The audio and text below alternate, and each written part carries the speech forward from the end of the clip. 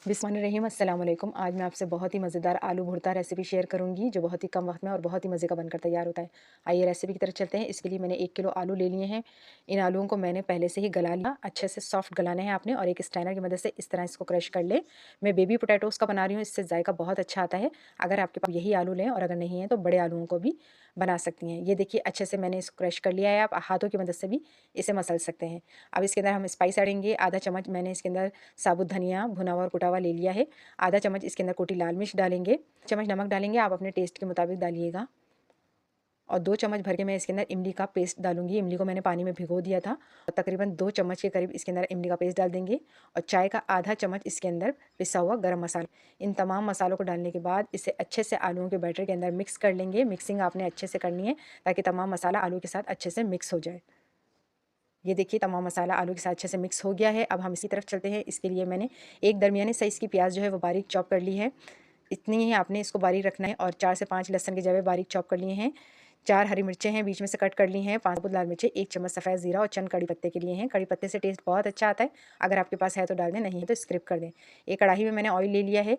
Oil को अच्छे से गर्म करने के बाद मैं इसके अंदर प्याज डाल दूँगी। अच्छा, ये मैं सरसों के तेल का बना रही हूँ। सरसों के तेल में भुर्ता बहुत मज़े का बनता है। आप वो तेल इस्तेमाल कीजिएगा जो आपको पसंद हो। तो तेल को अच्छे से गर्म करने के बाद मैंने इसके अंदर प्याज और साबुत मसाला जो लिया था हमने, ज़ीरा, हरी मिर्चें और साबुत लाल मिर्चें और लहसुन, इन सबको डाल देंगे। और इसको तकरीबन 5 मिनट जो है वो मीडियम फ्लेम पर पकाएंगे।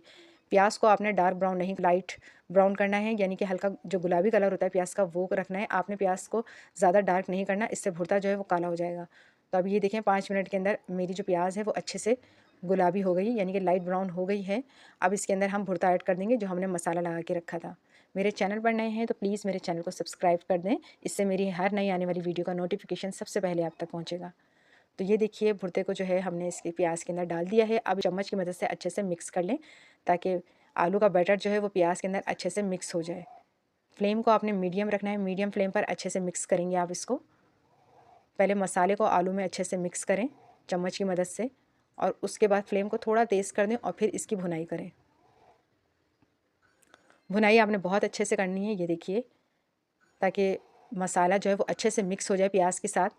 और अब इसके अंदर मैं थोड़ा सा हरा धनिया डाल दूँगी, और हरा धनिया बारीक चॉप करके डालिएगा। डालने के बाद इसको अच्छे से भूनने तकरीबन 5 मिनट। 5 मिनट आपने भूनना है कि इसका ऑयल जो है वो बाहर आ जाए भुर्ते का। तो ये तकरीबन जो है हमारा आलू का भुर्ता जो है वो अच्छे से भुन चुका है।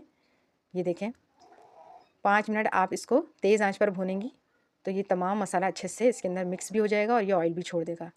तो ये देखिए अच्छे से हमारा जो आलू का भुर्ता है वो भुन चुका है। अब मैं इसको डिश आउट करूँगी। ये देखिए मज़ेदार आलू का भुर्ता